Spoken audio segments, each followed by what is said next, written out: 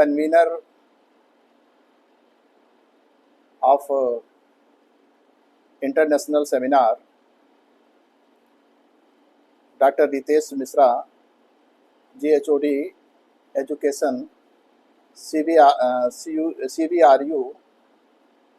Organizing Secretary, Dr. KK Pandey, others members of Organizing Committee, dear participants and teachers. And today is National Technology Day. And मैं लखनऊ में बैठा हूँ और आप लोग दूर दराज इलाकों में बैठकर हमसे इस टेक्नोलॉजी के माध्यम से जुड़े हुए हैं. What could be better than this? आज का जो सेमिनार है इस सेमिनार का जो उद्देश्य है उस उद्देश्य को सामने रखते हुए मैं अपनी कुछ बातें आपसे शेयर करूंगा. कुछ प्रश्न ऐसे हैं, उन प्रश्नों पर आप विचार करिएगा और फर्दर जो है उन प्रश्नों पर विचार करते हुए आगे इसको एक रिसर्च का माध्यम भी आप बनाइएगा जहां पर भी हों आप. तो रिविटलाइजिंग education through Bharatiya Gyan, a contemporary perspectives. The main aim of this international seminar is to explore and propagate the transformative potential of integrating traditional Indian knowledge into modern education paradigm.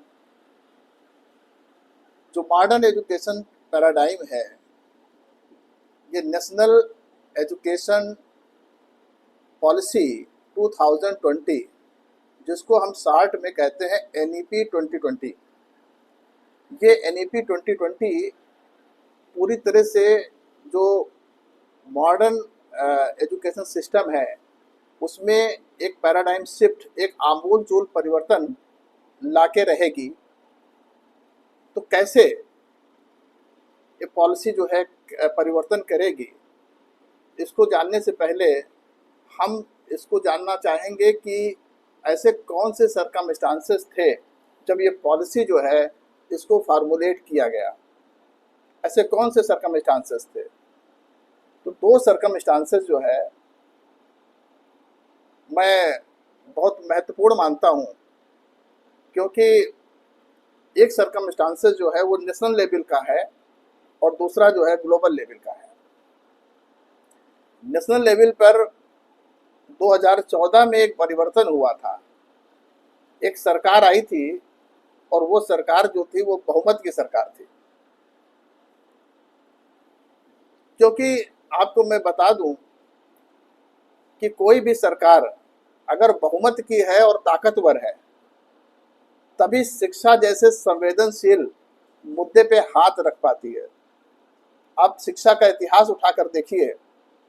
1968 में पहली एजुकेशन पॉलिसी आई थी और इसके बाद जो है आप दूसरी पॉलिसी जो है 1986 की NPE उसको आप पढ़ते हैं. लेकिन एक बीच में एक और पॉलिसी जो है उसका जन्म हुआ था मोरारजी देसाई जब थे, लेकिन उनकी गवर्नमेंट जो है वो एक साल में ही गिर गई, जिसकी वजह से वो कागजों में ही वो पॉलिसी रह गई. तो जब तक कोई भी सरकार पावरफुल नहीं है, मेजॉरिटी में नहीं है, तब तक इन मुद्दों पर, एजुकेशन जैसे संवेदनशील मुद्दों पर हाथ रखना बड़ा मुश्किल होता है. क्योंकि 2014 में जो परिवर्तन हुआ और वो एक बहुमत की सरकार सामने आई और ताकतवर सरकार सामने आई और उस समय उसकी अपनी विचारधारा थी शिक्षा को लेकर के. तो एक तो ये था कि एक पॉलिसी, तो एक नई पॉलिसी को आना था. इसके अलावा जो है एक और सर्कमस्टांसेस है, वो है ग्लोबल लेवल पे यूनाइटेड नेशंस ने जो है एक सेमिनार में 2015 में सस्टेनेबल डेवलपमेंट के 17 गोल डिटरमाइन किए थे और उसमें जो गोल नंबर 4 था जिसको हम बोलते हैं सस्टेनेबल डेवलपमेंट गोल 4, SDG 4। तो ये गोल जो है, ये इसका संबंध शिक्षा से था, एजुकेशन से था। और वो गोल कहता क्या था, वो 4 गोल जो है डिटरमाइन किए गए थे, और जो UN के कंट्रीज जो सदस्य देश हैं, वो उनको 2030 तक इन लक्ष्यों को जो है अपने यहाँ इंश्योर करना था। 2030 तक वो लक्ष्य क्या थे? Access to education for all, सब लोग, सारे कंट्री जो है सभी को एजुकेशन की एक्सेस प्रोवाइड करेंगे, ये ऐसा इंश्योर करेंगे। इसके अलावा जो है इक्वल पार्टिसिपेशन, इक्विटी, ये दूसरा जो है गोल था। इसके अलावा क्वालिटी, ये तीसरा गोल था। और चौथा जो है, वो सारे कंट्री जो है अपने यहाँ जो है लाइफ लॉन्ग लर्निंग, ये 2030 तक जो है इसको प्रोवाइड करेंगे। तो ऐसा निर्देश जो है, जो कि भारत भी UN का जो है सदस्य देश है, तो यहाँ पर भी जो है निर्देश मिले कि 2030 तक जो है इन लक्ष्यों को हमें अचीव करना है। तो ये 2 स्ट्रांग जो है कारण थे जिसकी वजह से एक पॉलिसी जो है आनी थी। तो ये 2020 की जो पॉलिसी है, ये अस्तित्व में आई। और इससे पहले भी एक पॉलिसी थी 2016 में, TS सुब्रमण्यम की अध्यक्षता में, लेकिन आगे चल करके ये पॉलिसी सामने आई। तो ये पॉलिसी जो है, इसने 1986 की जो शिक्षा नीति थी उसको रिप्लेस किया था 34 ईयर्स के बाद। और इसमें करीब 27.3 जो है इसके पॉलिसी पॉइंट्स हैं।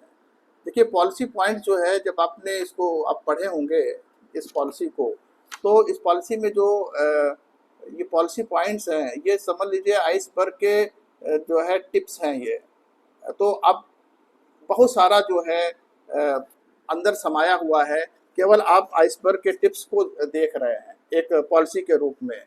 तो अभी उसको जो एक्सप्लोरेशन है वो चल रहा है। शायद ये सेमिनार भी जो है, आप इंडियन नॉलेज सिस्टम को कैसे हमें इंटीग्रेट करना है मॉडर्न एजुकेशन सिस्टम में, तो अभी भी एक्सप्लोरेशन चल रहा है। अंदर इतना ज़्यादा वाइड जो है एरिया है कि उस आइसबर्ग को आप पूरा देख नहीं पा रहे हैं।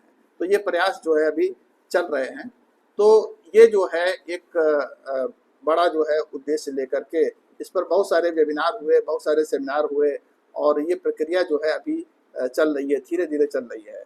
और मुझे लगता है कि जब 2030 तक आते आते जब ये पूरी तरह से जो है इम्प्लीमेंट हो जाएगी ये पॉलिसी, तो एक पैराडाइम शिफ्ट तो होना ही है। शिक्षा में जो है आमूल-चूल परिवर्तन होना है। तो परिवर्तन होगा क्या? क्या परिवर्तन होगा? ये सारी बातें हमको होलिस्टिक समझना है। ठीक है, कैसे हम जो है इंडियन नॉलेज सिस्टम को और हम कैसे इंटीग्रेट करेंगे और आगे करेंगे क्या, कौन सा समाज हमारा निर्माण होगा, कैसा समाज निर्माण होगा, कैसे व्यक्ति आएंगे, क्या क्या परिवर्तन होगा, ये सब की चीज़ें जो है हमें जानने की आवश्यकता है, और हम इसको समझेंगे भी। तो इस NEP 2020 के जो गाइडलाइंस थे, जो जिसको हम कहते हैं गाइडिंग प्रिंसिपल्स, तो हमारे पास जो है 5 पिलर्स हैं, 5 जो है गोल हैं जिनको अचीव करना है। पहली बात एक्सेस, याद रखिएगा। दूसरी है इक्विटी, तीसरी है क्वालिटी, और चौथी और पांचवी 2 नए हैं। नए मैं इसलिए कहता हूँ कि ये 3 जो है, जो पहले से एक्सेस, इक्विटी और क्वालिटी, इसकी आपने पढ़ा होगा तो पंचवर्षीय 5वीं पंचवर्षीय योजना में भी उसके भी गाइडिंग प्रिंसिपल यही 3 गोल थे। और NPE जो 1986 है, उसने इक्विटी पे फोकस किया था। तो ये इन जो है लक्ष्यों पे हमारी एजुकेशन सिस्टम में काम जो है धीरे धीरे धीरे धीरे होता रहा है। लेकिन 2 और नए पिलर जो है इधर आए हैं, जिसको बोलते हैं अफोर्डेबिलिटी, और एक है अकाउंटेबिलिटी। तो इस तरह से 5 जो है गाइडिंग पिलर्स हैं, और इन पर जो है आगे काम हो रहा है। सरकार कह रही है कि हम एक्सेस को इंश्योर करेंगे, एक्सेस को इंश्योर करेंगे कि हम जो है हर वर्ग के लिए जो है हम विद्यालय खोलेंगे, विश्वविद्यालय खोलेंगे, हम जो है ई लर्निंग, ई कंटेंट जो है बनाएंगे, ताकि शिक्षा तक सबकी पहुंच जो है वो हो सके, और उस पर काम चल रहा है। जितने स्टेट्स हैं इन स्टेट्स को भी जो है गाइडलाइंस मिली हुई हैं, ये स्टेट्स भी अपने यहाँ एक्सेस को इंश्योर करने का प्रयास कर रहे हैं, इनको जो है मोटिवेट किया जा रहा है। तो एक सर्वे है, मैं उस सर्वे की बात करता हूँ, इसको हम बोलते हैं परफॉर्मेंस ग्रेडिंग इंडेक्स। ये जो है शिक्षा मंत्रालय के द्वारा जो है ये ग्रेडिंग होती है कि जो स्टेट्स हैं, डिफरेंट तरह के स्टेट्स हैं, इन स्टेट्स में जो है इस ग्रेडिंग स्टेट्स की ग्रेडिंग की जाती है। तो इन्हीं डोमेन पे इनकी ग्रेडिंग की जाती है। तो इसमें जो है एक्सेस की ग्रेडिंग अगर हम देखें कि शिक्षा को जो है शिक्षा की सब तक पहुंच हो, इसमें जो है इन्होंने कुछ जो है अपने स्केल बना रखे हैं। तो उसमें स्केल टॉप पे जो है इन्होंने कहा है दक्ष, जो कुछ पॉइंट जिनको मिलेंगे जिन स्टेट्स को, उनको दक्ष का दर्जा दिया जाएगा। फिर इसके बाद जो है नीचे वाले को उत्कर्ष, फिर अति उत्तम, उत्तम, और लास्ट में जो होगा उसको आकांक्षी। इस तरह से उन्होंने एक स्केल बना रखी है। तो मैं बता दूं, एक्सेस में आज दिल्ली केवल ऐसा स्टेट है जिसको एक्सेस में दक्ष का दर्जा मिला है। बाकी 8 स्टेट्स हैं जो उत्कर्ष का दर्जा मिला है। अभी दक्ष जो है, दक्ष का दर्जा किसी और स्टेट को नहीं मिला है। दूसरा जो है गोल है आपका इक्विटी। इक्विटी मतलब इक्वल पार्टिसिपेशन फॉर ऑल, सभी के लिए जो है बराबरी जो है होनी चाहिए। जो हमारे दबे कुचले जो है लोग हैं, SC ST OBC माइनॉरिटी, सबकी जो है शिक्षा में भागीदारी होनी चाहिए, क्योंकि सरकार ने तय किया है कि ये इक्विटी जो है इसका इनरोलमेंट जो है 100% करना है।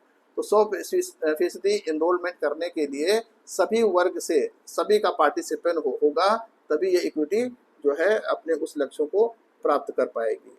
तो इक्विटी में भी अगर हम देखें तो दिल्ली जो है एक ऐसा स्टेट है जिसने जो है इस तरह की व्यवस्था कर रखी है, चूँकि दिल्ली ही एक ऐसा स्टेट है जिसको दक्ष का जो है दर्जा मिला हुआ है। अगर हम परफॉर्मेंस ग्रेडिंग इंडेक्स को देखें 2021-22, इस रिपोर्ट को अगर हम पढ़ें तो ये डेटा है सामने।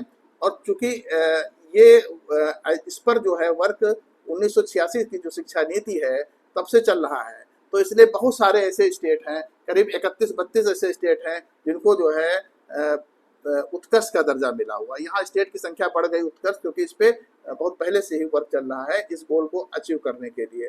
इसी तरह से क्वालिटी की बात जो है हो रही है, और अफोर्डेबिलिटी और अकाउंटेबिलिटी की बात हो रही है। तो ये सारे जो है 5 जो हमारे गाइडिंग प्रिंसिपल्स हैं, इनको लेकर के शिक्षा जो है ये आगे बढ़ रही है। तो मेरे मन में एक प्रश्न आया था कि ये हमने पढ़ा था, आप लोगों ने भी पढ़ा है कि शिक्षा जो है वो समाज का निर्माण करती है। तो शिक्षा जो है, मेरे मन में प्रश्न था कि किस प्रकार के समाज का निर्माण करती है। ये NEP 2020 जब ये अपने चरम पे होगी तो कैसा समाज हमारा परिवर्तित होगा, किस तरह का समाज सामने आएगा, इस पर हमने सोचा। तो NEP 2020 जब अपनी चरम पे होगी तो एक ऐसा समाज हमारे सामने होगा जो इक्विटेबल होगा, समतावादी होगा, एक ऐसा समाज जो इंक्लूसिव होगा, समावेशी होगा, और एक ऐसा समाज जो बहुलतावादी होगा, प्लूरल होगा, जहाँ पर हर पार्टी, हर ग्रुप्स, जो डिफरेंट तरह के पार्टीज हैं, डिफरेंट तरह के ग्रुप्स हैं, सब मिल करके देश के विकास के लिए कार्य करेंगे। कुछ इक्विटेबल सोसाइटी और एक प्लूरल सोसाइटी और एक जो है इंक्लूसिव सोसाइटी, इसके निर्माण, ऐसा कुछ समाज हमारे सामने इस शिक्षा के बाद आएगा। तो ये भी पढ़ा था कि शिक्षा जो है व्यक्ति का निर्माण करती है। तो शिक्षा जो है व्यक्ति का निर्माण कैसे करेगी? अगर ये शिक्षा जो है किस तरह के जो है व्यक्ति ऐसे समाज का निर्माण करेंगे, क्योंकि शिक्षा व्यक्ति का निर्माण करती है और व्यक्ति ही जो है आगे समाज का निर्माण करेंगे। तो व्यक्ति कैसे होने चाहिए, ये भी प्रश्न है। तो व्यक्ति ऐसे होने चाहिए, NEP 2020 कहती है कि व्यक्ति ऐसे हो जिसमें रेशनल थाट हो और अपने एक्शन में भी वो रेशनल रहे। ऐसे व्यक्ति होने चाहिए जिसमें करुणा का भाव हो, कंपैशन। ऐसे व्यक्ति हों जिसमें वैज्ञानिक स्वभाव हो, साइंटिफिक टेम्पर वाले होने चाहिए। ऐसे व्यक्ति होने चाहिए जिसमें विपरीत परिस्थितियों से उबरने की उनके अंदर क्षमता होनी चाहिए। रेजिलियंस होनी चाहिए, और जो हमारे मूल्यों में जिनकी आस्था हो, इस तरह के जो है व्यक्ति जो है इक्विटेबल समाज, समतावादी समाज, बहुलतावादी समाज और समावेशी समाज की संरचना कर पाएंगे। अब देखिए शिक्षा का रोल क्या है। शिक्षा जो है मानव का निर्माण करती है। वो कहती है गुड ह्यूमन बींग्स, एनईपी 2020 जो है कहती है गुड ह्यूमन बींग सही है। गुड ह्यूमन बींग मतलब ये सारे characteristics, compassion, rational thought, scientific temper, empathy. Empathy मतलब जो है दूसरे के कष्टों को हम समझ करके दूसरे कष्टों को हम महसूस कर सकें, दूसरों के दुख दर्दों को हम महसूस करें, इस तरह की जो है व्यक्ति का निर्माण होना चाहिए। तो अब एक इस तरह के व्यक्ति का निर्माण करेगा कौन और कैसे होगा? तो यहाँ पर शिक्षा का रोल हो जाता है कि ये शिक्षा जो है इस तरह का निर्माण करेगी, लेकिन करेगी कैसे? तो शिक्षक जो है इस तरह का निर्माण करेंगे हमारे, लेकिन वो शिक्षक होने कैसे चाहिए? इसका जवाब जो है 2009 का अगर हम वो देखें, NCF टीचर एजुकेशन वो देता है, कहता है टीचर कॉम्पिटेंस, टीचर सेंसिटिविटी और टीचर मोटिवेशन, ये 3 फैक्टर्स जो हैं, याद करिएगा इन तीनों को, इस पर जो है आगे शोध कार्य करिए कैसे जो है ये टीचर कॉम्पिटेंस, टीचर सेंसिटिविटी और टीचर जो है मोटिवेशन, ये करिकुलम ट्रांजैक्शन को, क्वालिटी करिकुलम ट्रांजैक्शंस को इंश्योर करते हैं। और जिससे जो है जो क्वालिटी करिकुलम ट्रांजैक्शंस होगा तो पीपल लर्निंग होगी, और पीपल लर्निंग होगी तो सोशल ट्रांसफॉर्मेशन होगा। तो इस तरह से जो है आप देखिए एक एक चीज़ जो है आपस में जुड़ी हुई है। कहते हैं ना एजुकेशन इज ए पर्पोजिव प्रोसेस, शिक्षा उद्देश्यपूर्ण प्रक्रिया है। यहाँ कोई चीज़ हैब्जर्ड वे में नहीं होती है, और जब हम उन उद्देश्यों को समझ लेते हैं तो हमारे पास पिक्चर क्लियर हो जाती है कि हमें करना क्या है, हमें क्या क्या करना है, कैसे कैसे व्यवहार में परिवर्तन जो है हमें लाने हैं। तो इस तरह से एक विजन है कि ये NEP 2020 किस तरह के समाज का निर्माण करेगी, किस तरह से व्यक्ति का निर्माण करेगी, कैसे टीचर्स का डेवलपमेंट होगा, और किस तरह से जो है अल्टीमेट जो है हम एक अच्छे समाज का निर्माण करने में सफल होंगे। तो दूसरी बात आती है कि ज्ञान क्या है। अब हमारे जो प्राचीन जो हमारे जो वेद हैं, उपनिषद हैं और स्मृतियां हैं, इन सब में आप देखिए गीता है, इनमें से जो है जो बातें कही गई हैं उन बातों को हम जरा देखेंगे कि क्या क्या महत्वपूर्ण बातें हैं, और उस ज्ञान को कैसे हम जो है आज इसको इनकॉर्पोरेट कर पाएंगे, और कहाँ कहाँ हमारी कमी जो है रह जाती है। तो अगर हम ये देखें तो अभी एक पार्टिसिपेंट की बात आई थी, तो एक प्रश्न भी उठा था कि आज की जो शिक्षा है, आज की शिक्षा जो है चरित्र निर्माण नहीं करती। ये चरित्र निर्माण क्यों नहीं करती? इतने सारी हमारे पार्टिसिपेंट्स ने अपने पेपर प्रेजेंट किए, लेकिन प्रश्न बहुत कम आए।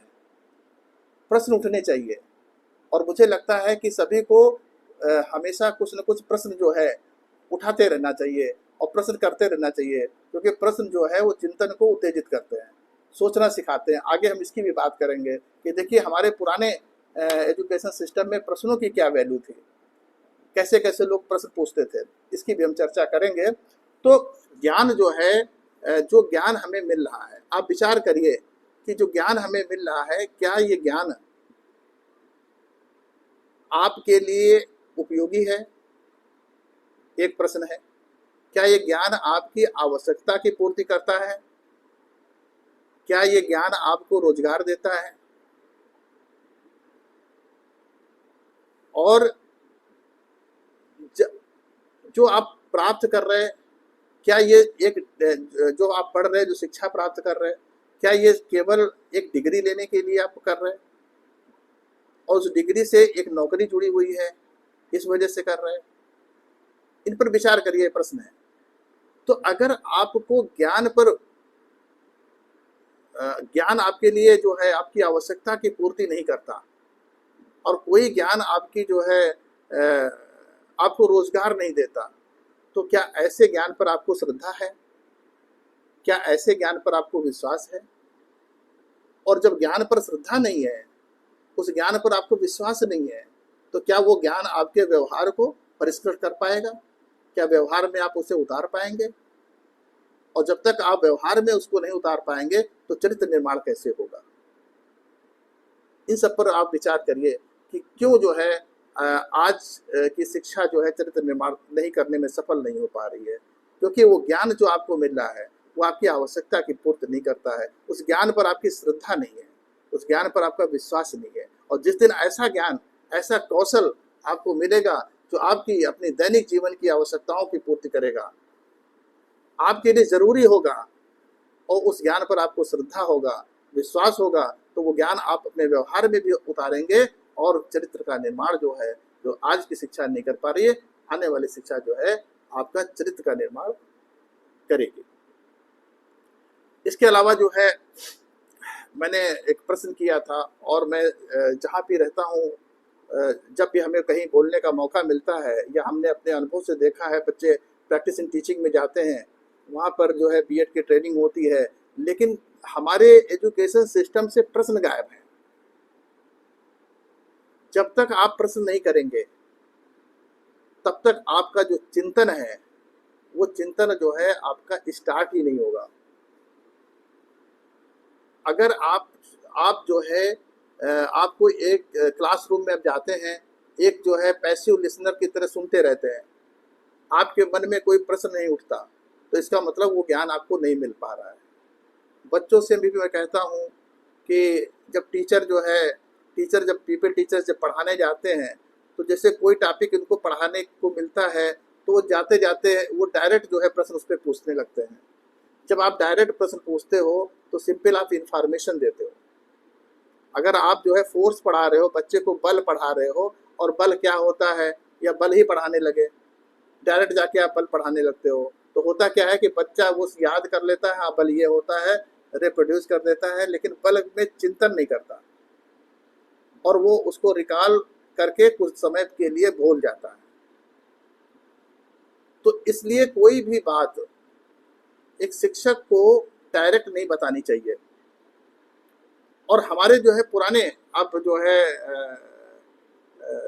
वो ग्रंथ देखिए, हमारे उपनिषद देखिए, गीता देखिए, और वहाँ से जो है ऐसे ऐसे आपको जो है प्रसंग मिलेंगे जहाँ पर जो है बात कहने की जो स्टाइल है, जो प्रश्न का जो नेचर है वो बिल्कुल चेंज है।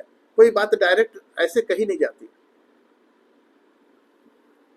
एक उदाहरण मैं देता हूँ।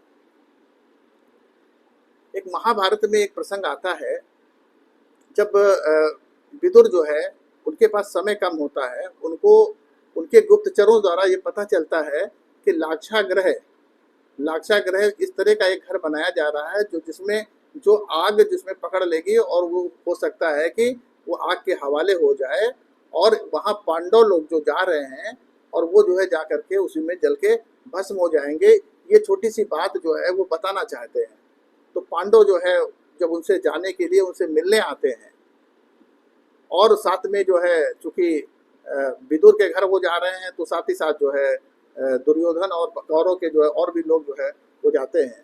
तो उन सबके बीच में जो है विदुर क्या कहते हैं जरा देखिएगा। एक विदुर कहते हैं कि जंगल में जब पलाश के पुष्प बिखरे होते हैं तो ऐसा लगता है कि जंगल में आग लगी हुई हो, और अगर जंगल में आग लग जाए तो कौन सा जीव जो है अपने आप को बचा लेगा। ये प्रश्न जो है वो पांडव से पूछते हैं और कौरव से भी पूछते हैं, दुर्योधन से भी पूछते हैं, तो सब अपना अपना उत्तर देते हैं। और वो जो जो उत्तर देते हैं वो उत्तर देने के बाद वो लोग चले जाते हैं। युधिष्ठिर जो है उनके प्रश्न पर विचार करते हैं कि काका जी कभी ऐसे प्रश्न तो नहीं पूछा करते थे, आज उन्होंने ऐसा प्रश्न उठाया है तो इसका कोई मतलब है। और वो एक प्रश्न पर उनके कई प्रश्न आते गए, और जिस लाक्षागृह में वो रह रहे थे उन लाक्षागृह का उन्होंने निरीक्षण किया। एक दरवाजा था, एक प्रवेश द्वार था, बाकी प्रवेश द्वार नहीं थे। तो धीरे धीरे प्रश्न पे प्रश्न उनके आते गए, और धीरे धीरे उस प्रश्न का वो सार समझ गए। और मैं आपको बता दूं कि ऐसे कई अकेजन आए जब केवल पांडवों में केवल युधिष्ठिर सोचते थे, प्रश्न करते थे, और जिसकी वजह से वो पांडव को बचा पाए। चाहे वो यक्ष के प्रश्न के दौरान जो है तालाब का पानी पीने पे जब पांडव के सारे लोग जो है मरणासन्न हो गए थे, तो वहां पर युधिष्ठिर ने बचाया था। तो एक व्यक्ति जो चिंतन करता है, जो सोचता है, जो प्रश्न करता है, वो कितना महत्वपूर्ण होता है, वो कितने लोगों को बचा सकता है, इसके महत्व को समझने की बात है। तो कोई भी प्रश्न जो है वो डायरेक्ट जो है उसका उत्तर नहीं बताना चाहिए। मैं तो कहता हूं कि आप इस तरह से बात को रखिए। ये छोटी सी बात जो है वो डायरेक्ट भी बता सकते थे, लेकिन डायरेक्ट न बता करके उन्होंने ऐसा ऐसा बताया कि ऐसे जो है चिंतन शक्ति जो है, चिंतन जो है वो उत्तेजित होता है प्रश्नों के माध्यम से। तो इसी तरह से जो है एक प्रसंग और मिलता है जिसमें जो है कर्ण और श्री कृष्ण, इनके बीच में महाभारत में वार्तालाप हो रहा है। उस वार्तालाप में जो है देखिए प्रश्नों का इंपॉर्टेंस देखिए। प्रश्न करने के बाद जो है प्रश्न किस ढंग से आप करें जिससे जो है बच्चे जो है वो उस पर सोचना शुरू करें, चिंतन शुरू करें। आप अगर डायरेक्ट अगर उत्तर बता देंगे तो बच्चे जो है सोचना नहीं शुरू करेंगे।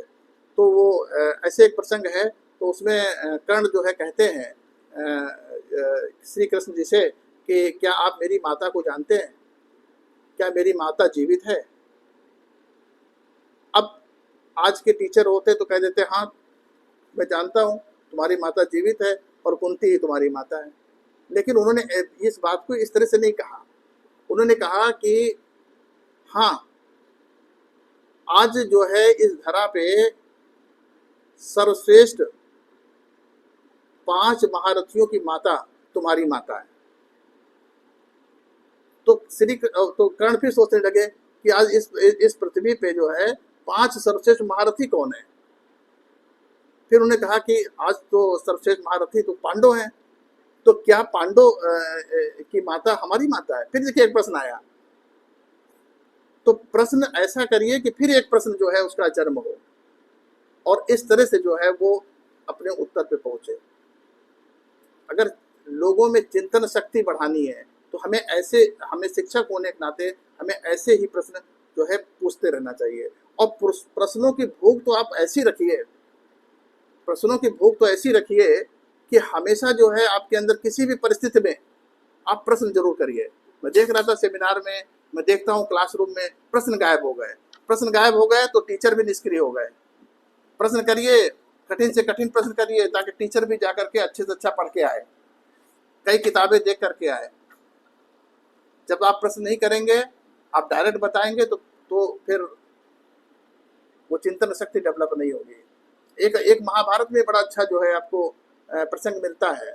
देखिए बाली और रामचंद्र जी के बीच में, सुग्रीव के बीच में जो झगड़ा होता है, लड़ाई होती है, तो लड़ाई में जो है रामचंद्र जी जब तीर से जो है उसको मार देते हैं बाली को, तो बाली जो है तीर लगा हुआ है सीने में और बाली गिरा पड़ा हुआ है।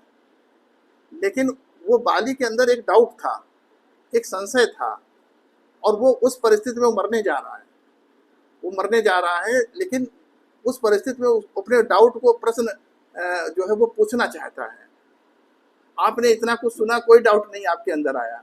उसके अंदर जो है वो डाउट आया कि बाली कि रामचंद्र जी से तो हमारी कभी दुश्मनी तो हुई नहीं, और जैसे हम वैसे हमारा भाई सुग्रीव, तो ये सुग्रीव इनका दोस्त हो गया और हम इनके दुश्मन हो गए।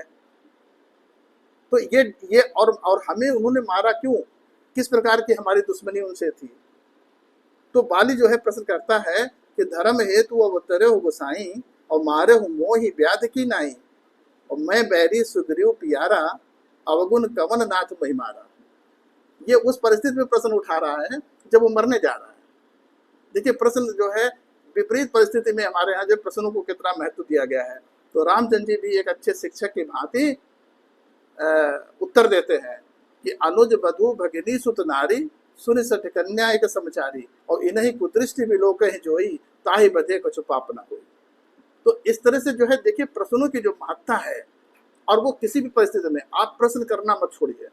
इसलिए मैं बार बार कह रहा था कि प्रश्न जरूर करिए, क्योंकि हम हमारे एजुकेशन सिस्टम से प्रश्न गायब हो गए, और प्रश्न गायब हो गए तो चिंतन गायब हो गया।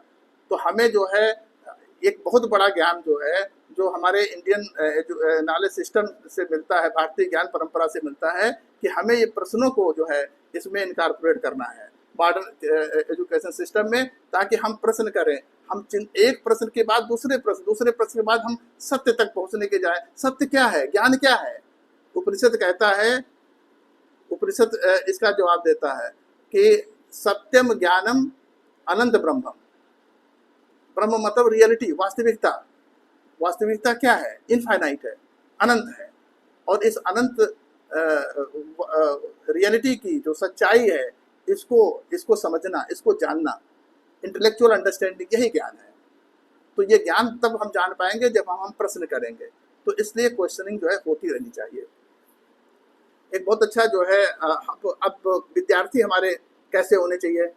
अब विद्यार्थी प्रश्न ही नहीं करेंगे, उनमें क्यूरियासिटी नहीं है, उसमें जिज्ञासा नहीं है। तो एक बहुत बड़ी बात जो है द्रोणाचार्य जी कहते हैं, द्रोणाचार्य कहते हैं कि जब मन की खेती उपजाऊ ना हो, मन की खेती उपजाऊ ना हो, तो उसमें टीचर कितना अच्छा बीज रोपे, उससे जो है वो बीज जो है फलीभूत नहीं होता। मतलब मन की खेती जो है जब तक उपजाऊ नहीं होती, तब तक कितना अच्छा बीज आप रोपे, और वो जो है बीज फलीभूत नहीं होता। देखिए इस जो है कथन में, द्रोणाचार्य के इस कथन में बड़ा सार है। ये मन की खेती उपजाऊ, तो उपजाऊ का मतलब कोई खेती बंजर क्यों होती है? कोई खेती बंजर क्यों होती है? अगर उस खेती में नमी की कमी हो जाए, इसलिए बंजर होती है। अगर वो खेती, उसमें लवण की मात्रा बढ़ जाए, तो इसलिए जो है अनुपजाऊ हो जाती है, बंजर हो जाती है। तो क्या आपको लगता नहीं कि जो जिज्ञासा है, जो क्यूरियोसिटी है, ये एक वो नमी है जिसको हर विद्यार्थी को अपने अंदर बनाए रखना चाहिए। अगर ये नमी की कमी हो जाएगी तो मन जो है वो अनुपजाऊ हो जाएगा, मन बंजर हो जाएगा। और आजकल मोबाइल यूज करते हैं बच्चे बहुत ज़्यादा। तो मोबाइल क्या है? मोबाइल इतनी इन्फॉर्मेशन आपके मन में भर देगा, स्टोर कर देगा, कि लवण जो है, लवण की तुलना अगर हम मोबाइल से करें तो वो जो इन्फॉर्मेशन जो है, अनावश्यक इन्फॉर्मेशन है, वो लवण की मात्रा बढ़ा देंगे। तो मन जो है अनुपजाऊ हो जाएगा। और अनुपजाऊ अगर मन है, बंजर मन है, तो उसमें कितनी अच्छी आप खेती करेंगे, कितना अच्छा ज्ञान देंगे, वो ज्ञान फलीभूत नहीं होता है। इसलिए शिक्षक पढ़ाता तो सभी विद्यार्थियों को है, लेकिन कुछ ही विद्यार्थी आगे बढ़ पाते हैं, बाकी विद्यार्थी एक जैसा पढ़ाता है सभी विद्यार्थियों को। अब सारे अर्जुन नहीं हो पाते, अर्जुन में भी कुछ खास बात थी। एक प्रसंग और मिलता है, जब द्रोणाचार्य जो है वो अश्वत्थामा द्रोणाचार्य का पुत्र था, और उसको जो है वो उस भेदना सिखा रहे थे, कि चक्रव्यूह तोड़ना सिखा रहे थे। और कौरव, और उस समय सिखा रहे थे जो कौरव पांडव ये दोनों लोग खेल रहे थे, ये दो बच्चे खेल रहे थे, उस समय सिखा रहे थे। तो वहां से दौड़ करके अर्जुन आ जाता है, और अर्जुन आ जाता है तो द्रोणाचार्य जी कहते हैं कि अर्जुन से, जाओ जाके खेलो। तो अर्जुन जवाब बहुत अच्छा देता है। वो कहता है कि जब गुरु पढ़ा रहे हों, गुरु ज्ञान दे रहे हों, तो खेलने में मन नहीं लगता। तो द्रोणाचार्य रिप्लाई करते हैं कि तू मेरे पास कुछ भी नहीं छोड़ेगा।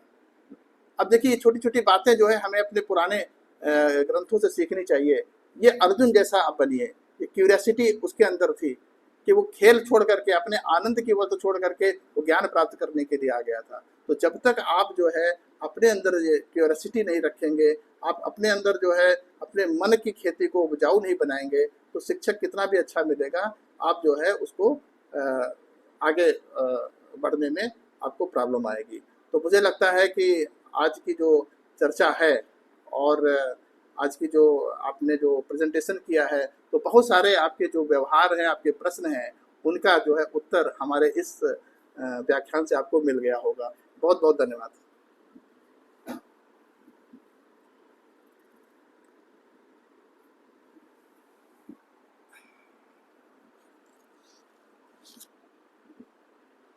Thank you so much, sir. It was very informative session from your part. Thank you so much, sir.